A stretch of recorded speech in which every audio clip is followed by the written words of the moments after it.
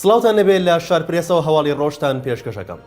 مەسرور بارزانی سەرۆکی حکوومەتی هەرێمی کوردستان لە میانی کۆبوونەوەیەکدا لەگەڵ ژمارەیەک لە قوتابیانی زانکۆکانی کوردستان لە شاری هەولێر پەیامێکی بڵاو کردەوە و ڕایگەیاند حکوومەتی هەرێم بە خۆڕایی خوێندنی تەرخان کردووە لە هیچ کوێیەکی دنیادا نەبووە و نییە لە خوێندنی خۆڕایی قوتابی داوای دەرماڵە لە حکوومەت بکات. دەژڵێت ئەوانەی لە سلێمانی بێڕێزیان بە ئاڵای کوردستان کرد ڕوبەڕووی سزای یاساییان دەکەینەوە. وتیشی ماوەی 7 ساڵە دەرماڵەی خوێندکاران بە هۆکاری قەیرانی دارایی لە عێراق و لە هەرێمی کوردستانیش بوونی نەماوە. نازانم بۆچی بەو شێوەیە لە ئێستادا وروژێنرا. لەبارەی ئەو پارێشی بە موچە دەدرێت لە هەرێم بارزانی ئاشکرای کرد لە سەدا هەشتای داهاتی هەرێم بۆ موچە دەڕوات کە بریتیە لە 1,200,000 موچەخۆر، بەڵام 5 ملیۆن کەسی دیکە ناکرێت بێبەش بن لە داهاتی هەرێم و ئاوڕیان نەدرێتەوە. بۆ یەک کاتێک دەوترێت دۆخی دارایی هەرێم باش بووە، بەو مانایە نایەت ئەوەی دەستمان دەکەوێت بیدەین بە موچە. هەر لە کۆبوونەوەکەدا سەرۆکی حکوومەت ڕایگەیاند گلەی لە ئەو هەبوو چارەسەرکرا و باشترە ئێستا دۆخی کارە باش زۆر باش بووە و ئەمە لە کاتێکدا چەند خولەکێک پێشتر و لە کۆبوونەوەکەدا کارەبای ژوورەکەی دەبڕێت. داواکردنی دەرماڵە بۆ ئەوەی خوێندنێکی خۆڕایی بکرێ باوەڕ بکەن لە هیچ شوێنێکی دنیادا شتیوان نییە. شتیوان نەبووە کە بڵێ ئەبێ من بە خۆڕای خوێندن نەخوێنم ئەبێ بڕەپارەیەکیشم بدەنێ بۆ بچم خوێندم بکەم.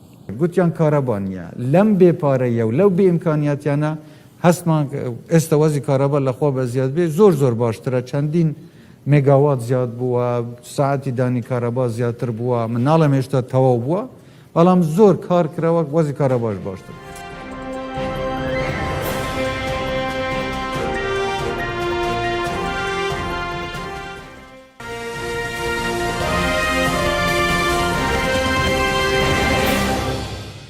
ئەندەمێکی سەرکردایەتی یەکێتی نیشتیمانی کوردستان ڕای دەگەێنێت سیستمی هاوسەرۆکی بۆ بەڕێوەبردننی یەکێتی گونجاو نییە، دەبێت سیستمێک پەیڕەو بکرێت لەگەڵ واقعی ئێستای حیزبەکە بگونجێت.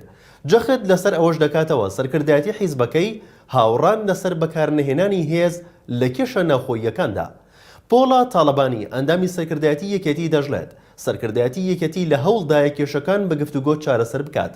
ڕوونیشی دەکاتەوە هەندێک جار ڕووداوەکان سەر دەکێشن بۆ دۆخی نەخوازراو لە کاتێکدا ئەو دۆخە نەخوازراوە خواستی هیچ سەرکردەیەکی یەکێتی لەسەر نییە بە هاوسەرۆکیشەوە. وتیشی کەس لەگەڵ ئەوە نییە کێشەکان بەهێز چارەسەر بکرێن، هەمووی لەگەڵ دیالۆگ و گفتوگۆدایە. لەبارەی سیستمی هاوسەرۆکی و پۆڵە تەڵەبانی وتی بەشێکی زۆر لە ناوخۆی یەکێتی پێیان وایە سیستمی هاوسەرۆکی گونجاو نییە، لەگەڵ ئەوەن شتێکی گونجاو بدۆزرێتەوە کە لەگەڵ واقعی یەکێتی بگونجێت.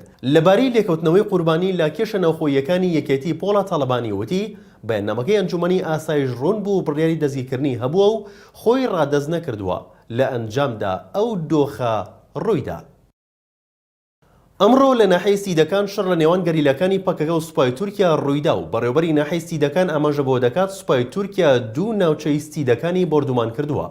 باگوێرەی وتەی ئێحسان چەلەبی بەڕێوەبەری ناحەی سیدەکان لە کوێستانەکانی لێلکان شەڕ و ڕوبەڕووبوونەوەی سەخت لە نێوان گەریلەکانی پەکەکە و سوپای تورکیا ڕوویداوە و بۆ ماوەیەکی زۆریش پێکدادانەکە بەردەوام بووە.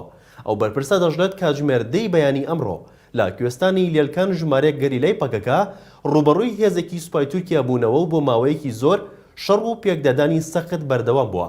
لەبارەی وردەکاری ئەو پێکدادانە بەڕێوەبەری ناحەی سیدەکانی سەر بە پارێزگای هەولێر ئاماژەی بەوە داوە دوای کۆتایی هاتنی پێکدادانەکە سوپای تورکیا بەچڕی دەستی کردووە بە تۆپبارانی کوێستانەکانی دەراوی سەر و بەرزاییەکانی لێلکان. بەڕێوەبەرەتی یاسایشی دەروازە سنووریەکانی هەرێم ڕایگەیاند سەرجەم هاوڵاتیانی هەرێمی کوردستان ئاگادار دەکەنەوە کە لە کاتی گەشتکردنیان بۆ ئێران پێویستە کارتی ڤاکسین پشکنینی کۆرۆنا و ڤیزەی ئێرانیان پێبێت. بەڕێوەبەرەتی یاسایشی دەروازە سنووریەکانی هەرێم لە ڕاگەیاندراوێکدا باسی لەوەش کردووە گەشتیار لە کاتی گەڕانەوە بۆ هەرێمی کوردستان لە ڕێگەی دەروازەی نۆدەوڵەتی حاجی ئۆمەران ئەگەر کارتی ڤاکسینی هەبێت پێویست بە پشکنین ناکات، بەڵام ئەگەر کارتی پشکنینی نەبوو ئەوە پێویستە پشکنینی بۆ ئەنجام بدرێت. ئەوەش هاتووە گەشتیارە ئێرانی و بیانیەکان لە کاتی گەشتکردن بۆ ئێران پێویستیان بە کارتی ڤاکسین و پشکنینی کۆرۆنا نابێت، بەڵام لە کاتی هاتنیان بۆ هەرێمی کوردستان پێویستە پشکنینی کۆرۆنا ئەنجام بدەن. تەنها ئەوانە نەبێت کە نیشتەجی هەرێمی کوردستان و کارتی نیشتنگیان هەیە و کارتی ڤاکسینیان وەرگرتووە. بە گوێرەی بۆرسەی جیهانی نرخی نەوت لە بازاڕەکانی جیهاندا بە ڕێژێکی بەرچاو دابەزی تەنها لەمڕۆدا بەرمیلێک نەوت 10 دۆلاری لێبەوە.